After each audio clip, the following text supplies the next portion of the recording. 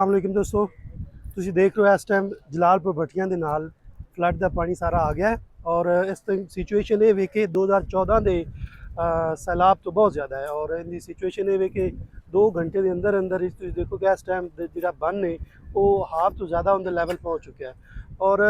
ਮੌਜੂਦਾ सूरत हाल ਇਸ ਤਰ੍ਹਾਂ ਦੀ ਹੈ ਕਿ ਜਿतने ਵੀ ਪਿੱਛੇ गाँव ਨੇ ਦਰਿਆ ਦੇ ਔਰ des ਬੰਨ ਦੇ ਅੰਦਰ ਉਹਨਾਂ ਦੇ ਵਿੱਚ ਪਹਿਲੇ 1-2 ਘੰਟੇ ਦੇ ਅੰਦਰ ਹੀ ਜਿਹੜੇ ਲੋਕਾਂ ਨੇ ਆਪਣੀ ਹਿਫਾਜ਼ਤੀ ਇਕਦਾਮਾਤ ਕੀਤੇ ਸੀ, ਥੋੜ੍ਹੇ ਬਹੁਤ ਬੰਨ ਬਣਾਏ ਸੀ, ਪਾਣੀ ਉਹਨਾਂ ਦੇ ਉੱਤੇ ਪਹਿਲੇ 2 ਘੰਟਿਆਂ ਦੇ ਅੰਦਰ ਹੀ ਕ੍ਰਾਸ ਕਰ ਚੁੱਕਾ ਹੈ ਔਰ ਇਸ ਟਾਈਮ ਉਹਨਾਂ ਦੀ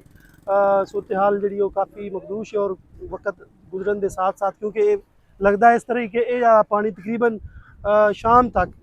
ਜਿਹੜਾ ਇਹਦੀ ਸਤ੍ਹਾ ਬੁਲੰਦ ਹੋਣੀ ਔਰ ਇਹਦੇ ਵਿੱਚ ਸਿਚੁਏਸ਼ਨ ਉਸ ਵਕਤ ਵੀ ਜ਼ਿਆਦਾ ਖਰਾਬ ਹੋਣੀ ਜਿਸ ਟਾਈਮ 15 ਕਿਲੋਮੀਟਰ ਦੂਰ मोटरवे तो जिसले पानी उनके नाल टकरा के वापस आना है उस वक्त इनकी सतह मजीद बुलंद होनी है और खतरा यह भी है कि जोड़ा मौजूदा साडा बंद है हो सकता है भी किधरों ब्रीच हो जाए। तो सारे अगे दुआ ही है कि अल्लाह अगे दुआ है कि अल्लाह सारे सारियां दी हिफाजत करे। शुक्रिया।